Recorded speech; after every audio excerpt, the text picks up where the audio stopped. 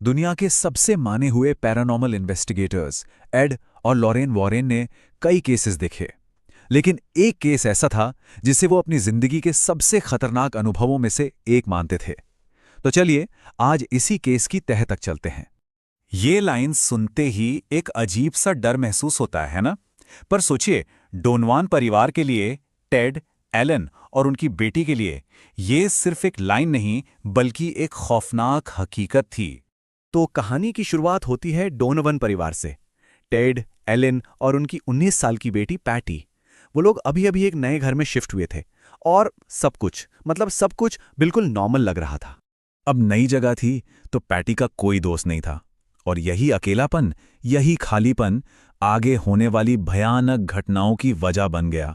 इसने एक ऐसे दरवाजे को खोल दिया जिसे हमेशा बंद रहना चाहिए था। तो अपने अकेलेपन को दूर करने के लिए पैटी ने एक ऊइजा बोर्ड का सहारा लिया। उसने सवाल पूछा, क्या यहां कोई है? जवाब आया, हाँ। फिर उसने पूछा, क्या तुम मेरे दोस्त बनोगे? जवाब फिर से हाँ में आया। लेकिन फिर प्लैंचेट ने एक नया शब्द बनाया, BOYFRIEND, बॉयफ्रेंड। वो कोई दोस्त नहीं बल्कि खुद को उसका बॉयफ्रेंड बता रहा था। वो आत्मा पैटी को वो सब कह रही थी जो वो सुनना चाहती थी, कि वो कितनी सुंदर है, कितनी स्पेशल है। धीरे धीरे पैटी के लिए ये सिर्फ एक खेल नहीं रहा, वो सच में उसे अपना बॉयफ्रेंड मानने लगी। और यहीं उसने वो गलती कर दी। उसने उस आत्मा को अपने सामने आने के लिए कह दिया। पैटी की बस उस एक छोटी सी रिक्वेस्ट के बाद डोनोवन परिवार की जिंदगी एक बुरे सपने में बदल गई। घर के अंदर अजीब और बहुत ही डरावनी चीजें होने लगीं। और ये सब बहुत बहुत तेजी से हुआ। मार्च की शुरुआत में दीवारों के अंदर से खटखटाने की आवाजें आने लगी। फिर महीने के बीच तक आते आते पूरे घर में सड़े हुए मांस जैसी भयानक बदबू फैल गई। और हद तो तब हो गई जब महीने के आखिरी में नलों से साफ पानी की जगह खून जैसा गाढ़ा लाल लिक्विड बहने लगा। ये कोई छोटी मोटी घटना नहीं थी, ये एक हमला था। 31 मार्च की रात, उस रात तो आतंक अपने चरम पर था। सोचिए, एक 100 किलो का ड्रेसर हवा में उठकर घूमने लगा। कुर्सियां और तस्वीरें हवा में तैर रही थीं। ये साफ था कि घर के अंदर कोई बहुत ही ताकतवर और हिंसक शक्ति मौजूद थी।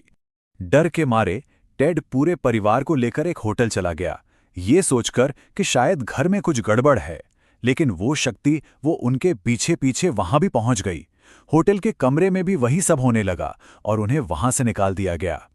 अब ये साफ था कि प्रॉब्लम घर में नहीं बल्कि उनके साथ थी। जब सारे रास्ते बंद हो गए और हालात बिल्कुल काबू से बाहर हो गए, तब डोनोवन परिवार ने अपनी आखिरी उम्मीद एड और लोरेन वॉरेन को बुलाया। जैसे ही वॉरेन दंपति ने घर के अंदर कदम रखा, उन्हें वहां की हवा में एक भारीपन, एकदम घोटने वाला एहसास हुआ। एड ने जांच करने के लिए दीवार पर 2 बार खटखटाया और जवाब में दीवार के अंदर से भी 2 बार खटखटाने की आवाज आई। और फिर लोरेन ने उसे देखा, पैटी के कमरे के पास हवा में तैरता हुआ एक बहुत बड़ा काला साया, जिसकी आंखें बिल्कुल लाल थी। उसे देखते ही लोरेन को लगा जैसे कोई उनकी सारी ताकत, सारी एनर्जी खींच रहा हो। और यहीं पर इस पूरी जांच का रुख बदल गया। लोरेन ने साफ साफ कहा, यह शक्ति इस घर की नहीं है, इसे बुलाया गया है। वॉरेन दंपत्ति समझ गए कि यह कोई मामूली हॉन्टिंग नहीं है, यह एक इन्फेस्टेशन है। मतलब वो किसी भटके हुए इंसान की आत्मा से नहीं बल्कि एक गैर इंसानी, एक शैतानी शक्ति से लड़ रहे थे। एक ऐसी शक्ति जिसका मकसद सिर्फ और सिर्फ उस परिवार को तबाह करना था। और जैसे ही लोरेन ने ये कहा कि किसी ने इसे बुलाया है, पैटी टूट गई। उसने डर के मारे ऊइजा बोर्ड के बारे में सब कुछ सच सच बता दिया। अब तस्वीर बिल्कुल साफ थी। वो कोई लड़का नहीं था, वो एक शैतानी शक्ति थी जिसने पार्टी को धोखा दिया था।